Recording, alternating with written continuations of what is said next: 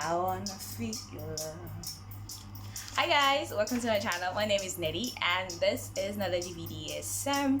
Today we're going to be talking about what is a toxic dom. A toxic dom is when you're in a relationship with a dom and you feel unheard or you feel misunderstood and you feel like your needs are not met. It is possible that you might be with a toxic dom. So we're going to be talking about 5 traits to look out for that might mean that you are with a toxic dom. You can fix this. Some people can change, some people really can't change, and I always say when you find out that you with a toxic person in any way, whether it's a vanilla relationship or if it's a BDSM relationship, run for the hills. Pack your bags and run for the hills. If you can't pack all your bags, take what you can and leave, because toxic people have a tendency of not changing. Okay, so how do I know, or how would you identify that you are with the toxic dom? There's just a few things that you need to look out for. Today I'm just going to be listing 5. Is 1, they don't allow you to say anything because they believe that they have all the power. So you're not allowed to suggest anything. You're not allowed to mainly suggest and say what you think might happen or what could be the outcome of anything. You're not allowed to even use your safe words. You get things like when you use your safe word, like during a scene, he gets upset. That is a toxic dom because he believes that he has all the power and he should be controlling the relationship.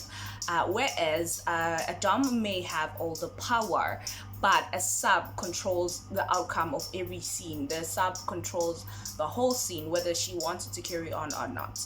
So if your dom is making you feel like he is the one in charge of a scene, it's possible that he might be a fake dom or a toxic dom.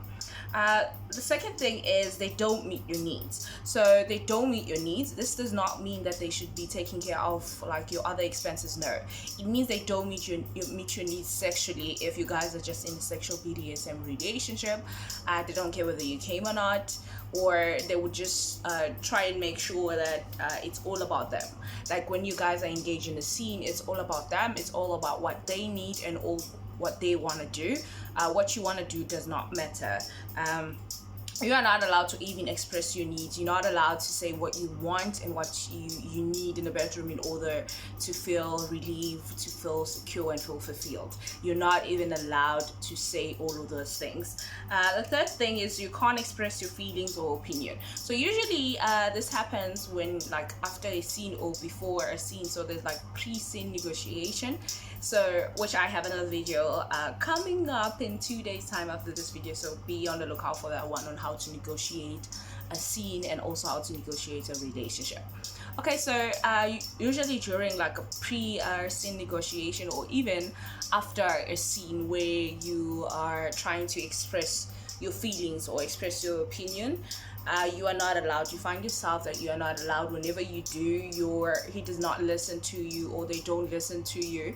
They just disregard anything that you say. If you say perhaps I didn't like you tying my hair, and they were like, oh well then you took it very well, so I'm guessing it's gonna happen. Or you say again, you use a safe word, or you just say Amber, but he keeps carrying on that even though you notify him that you might be closer to your limit. Or you might even use a complete safe word and say red, and he still carries on until he's done because he feels like he does not need to be disturbed. That's a person who does not like listen to you or care about your opinion or care about your feelings whatsoever, so they never allow you to express them. If you are in a situation like that, it's possible that he might be toxic, or he might even be a fake dom and he's trying to use BDSM to control you, and that's, to me, it screams abuse. It's really a sign of abuse. I'll always say again, if you're in that relationship, pack your things and leave. Ooh, Devin is so fucking hot. Like, that's so hot. I don't understand why we're having a heat wave. Like, we're having a major heat wave. Okay, the last thing is you are not allowed to disagree with them in any way or form. If you move, you get like everything. Just if you disagree with them, they are always right. They are always right, so they can never be disagreed with. This happens like especially if you find that you are in a relationship with a dom and you guys practice BDSM possibly 24/7 or almost the whole day, that they don't allow you to disagree with them. Let's just say you're out in public and you have a different opinion.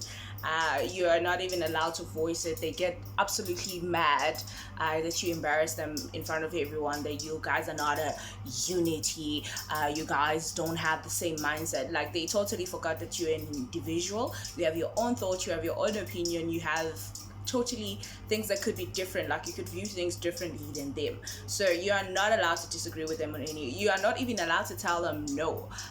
Consent to a toxic dom, or consent to a toxic dom is not really important. What's important to them is how they feel. So once you feel like your needs are not met, your feelings are not heard, you're not allowed to express them, he does not care about your opinion, your suggestions, that just tells you that it could possibly be a toxic dom.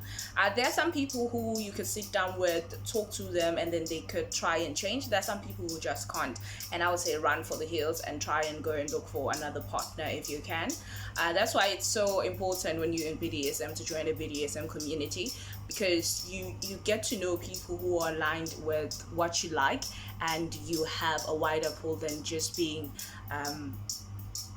just having one person where you're just doing this thing with, and you find out that it does not work and it's just abuse. Because there's so many people who use BDSM to kind of like commit their crimes. There's so many people who use the title that I'm a dom to hide narcissistic behavior. Just be aware of that and make sure that you're safe and you have yourself guarded. You make sure that you're with a person who respects you and a person who cares about your consent. I forgot to turn off the fan, and I apologize. You guys are gonna keep hearing the fan in the whole video. If you've been watching this video so far, please do not forget to subscribe, leave me a like, and a comment down below if you have any questions. Thank you.